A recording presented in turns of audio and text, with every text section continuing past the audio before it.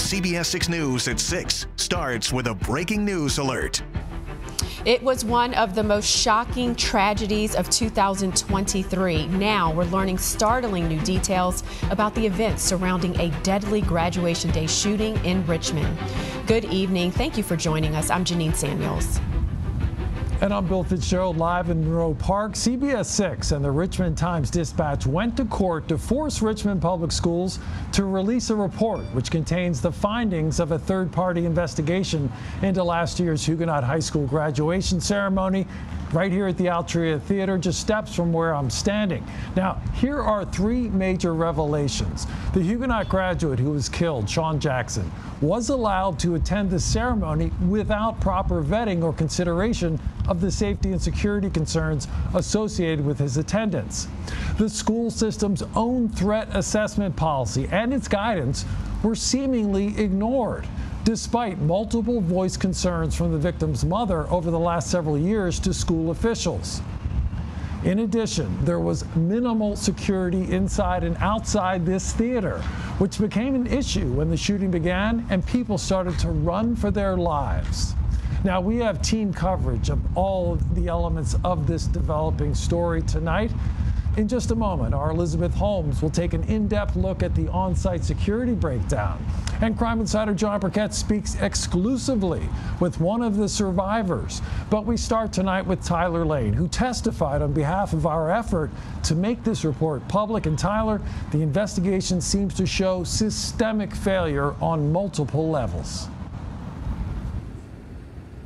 Yeah, that's right, Bill. The findings here in my hand, there are dozens of pages. They show that Huguenot High School staff who allowed that student who was shot and killed to attend the ceremony that day, they knew that there were several really big and significant safety concerns surrounding his participation. However, this report notes that there were several failures to adhere to policies and procedures that are in place that are supposed to be keeping students safe.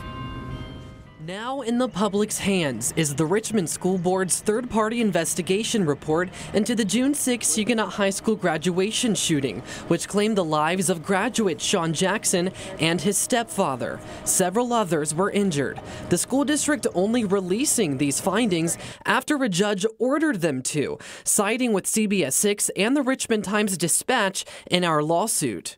It's clear that there were some missteps. Jackson was a homebound student at the time, meaning he was not permitted to be in school buildings or at school-sponsored events per policy. He was homebound due to the threat of neighborhood violence, and numerous staff, including his counselor and principal, were very aware of safety and security issues surrounding the student. In previous communications, Jackson's mother told staff and Superintendent Jason Camrus that their home was shot up by students in Huguenot, but central office staff never referred this information to security personnel. 4 months before the shooting, his mother told the counselor after Jackson was allowed into the Huguenot school building for a test, "I thought he would be isolated. He was in class with people who literally tried to kill him." Then, just days before the shooting, his mother asked the counselor if he should participate in graduation rehearsal or if he would just be squeezed in the day of. The counselor replied, "I will just squeeze him in if you feel that it's too dangerous." No threat assessment was ever conducted prior to June 6th, and those who did have knowledge of safety concerns kept that to themselves and did not act on it, per the investigation. Despite Superintendent Camrus's initial report saying that the counselor approved Jackson's attendance on behalf of the principal, investigators found no evidence to support that statement. The report says that the principal had no direct involvement with Jackson's participation, and he was described as checked out and took a laissez-faire approach to managing the building, according to the RPS chief academic officer. Ultimately, the report says that the students' participation in graduation occurred without any consideration of or adherence to required authorizations and without proper vetting and consideration of the safety concerns that were known by several members of Huguenot High School. Here's a reaction from school board members Jonathan Young and Kenya Gibson. our first and foremost responsibility has always, above all else, has got to be to protect our students and our teachers. This report demonstrates we did not do that. Not only did we not do that, but the school board of the city of Richmond attempted to sweep this under the rug, to cover it up. The response that we've gotten has been, it simply falls short. Obviously, the district did take some steps in terms of the next graduations that happened, but ultimately, I'm eager to get more definitive direction in terms of how can we make sure this doesn't happen again. Earlier in the day, before the report was released, CBS 6 tried to ask Superintendent Jason Camrus and School Board Chair Stephanie Rizzi about it. Mr. Camrus, we were wondering if we just get a comment on the report being released today. As I said yesterday, I welcome the release of the report, and we'll have a full statement when it's released at 1 o'clock. I'm going to just go with what the superintendent is going to release later today, okay? And the superintendent and the school board chair statement reads in part, our shared commitment is to learn from this tragedy and continue to improve in order to further safeguard our students and staff. They say they've already made multiple improvements as far as policy and procedure changes moving forward. That full statement is on WTVR.com. Bill? Actually go back. All right, Tyler, now you have filed multiple Freedom of Information Act requests before, and this time you ended up in court. What was that process like? Well, Bill, honestly, it was a long process. It took a lot of time, energy, resources, lawyers. I mean, you have to imagine I submitted my first FOIA request in the beginning of November. Here we are mid-January, and we're finally getting this report. So it took a lot of time, but it was something that we were happy to do because we do this job because we believe that our public and our community that we serve has a right to know, and they deserve to see this information for themselves. Well, and Tyler, you were actually in court testifying in this case. What was that like? Well, I mean, it was certainly a unique experience, something I've never done before. I was in the stand for almost 2 hours, and we basically just outlined the facts here. I walked the court through all of my emails back and forth with the school board. We showed them all the FOIA requests that we had sent. We watched the school board meetings, and we presented our case that this report was never intended to be kept from the public, and that our community deserved these answers and this information, to which obviously the judge agreed. And briefly, Tyler, you're now going to go back to work seeing these same officials. Presumably no awkwardness there after this whole process played out? No, Bill, I don't think so. I mean, FOIA is just a basic function of our government, and I believe that we'll just continue moving forward, getting information, getting records like this so that we can keep our public informed. All right, thank you for that, Tyler, and for your good reporting. Now to the on-site security on graduation day. Now, the report says there was sparse staffing inside the Altria and only a handful of police officers and firefighters outside the building. This despite more than 3,600 people in attendance. And as our Elizabeth Holmes tells us, there are conflicting reports about the use of metal detectors that day. Liz?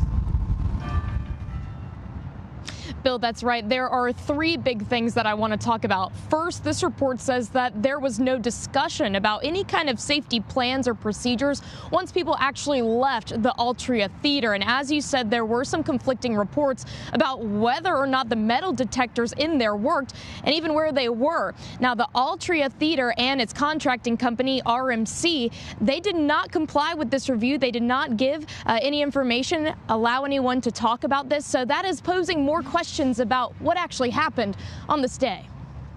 This is the breakdown of security responsibility for Huguenot High School's graduation at the Altria Theater According to the report, the theater's contracted security team, RMC, would take the lead on personnel and security equipment inside the building. Then Richmond Public Schools safety and security team would be a second layer. Then Richmond Police and Fire would come third. Page 5 of the document says the school's 2 school resource officers, who may have had knowledge of any possible safety concerns with students, were not working at the graduation. 19 RPS care and safety workers were in attendance, but were not permitted to conduct searches or control metal detectors, which was RMC's job. 5 off-duty police officers and 3 off-duty fire and EMS staff were hired by RPS, meant to serve as additional support for the roughly 3,600 people who were there. According to the report, the school system did not have a director of safety and security while planning graduation. That role was filled June 7th, the day after the shooting. There were 3 different entrances to the Altria on graduation day: a front entrance for visitors,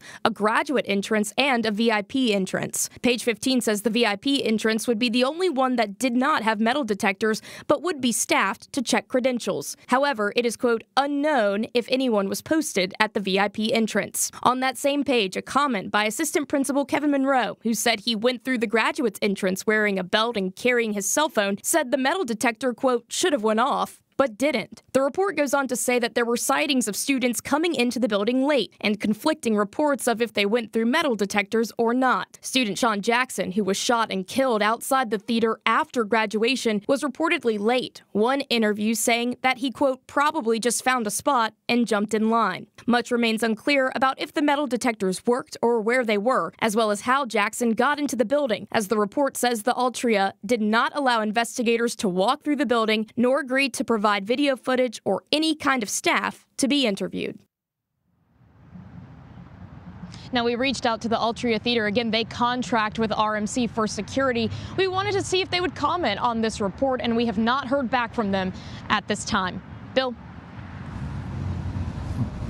All right, thanks, Elizabeth.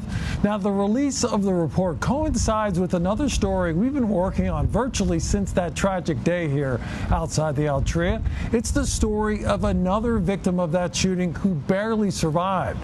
Now, crime insider John Burkett joins me now with a preview of his story that you'll see tonight at 11. And John, it is a powerful story. It is, Bill. And what was supposed to be an hour or two of celebrating with his family, Desmond Johnson has turned into months of rehab for him and his 7-year-old boy. Out of 7 people shot, 2 died. Desmond Johnson, a Dinwiddie business owner, at the graduation in support of a family member, had life-threatening injuries. I interviewed him exclusively in his journey of rehabbing at VCU Sheltering Arms. He says June 6th continues to haunt him and his son. As I was laying on the ground protecting him, I had him in front of me. One shot hit me in the back of the neck and one shot hit me across my face. Senseless, man, how kids just go out there and they just shoot into crowds. Coming up on CBS 6 News at 11, Desmond's recovery journey and what his lawyers have to say about a judge ruling to release a third-party investigation. That's tonight at 11, Bill. All right, John, look forward to that story. Thank you for that. Now, this afternoon, I spoke to defense attorney Ed Riley, who was not involved in this case. He said he didn't have enough time to analyze the Sands-Anderson report, but that a quick reading reveals it could impact the criminal prosecution because it lays out plenty of facts, which he points out that's what a Commonwealth's attorney deals with. He also said it's possible it opens RPS up to some liability, but he said a shooting that occurred outside in public is harder to assign blame for. Now, if you would like to read the full report for yourself, we've got that available on our website, WTVR.com. You'll also find the latest on this story on the free CBS 6 News app.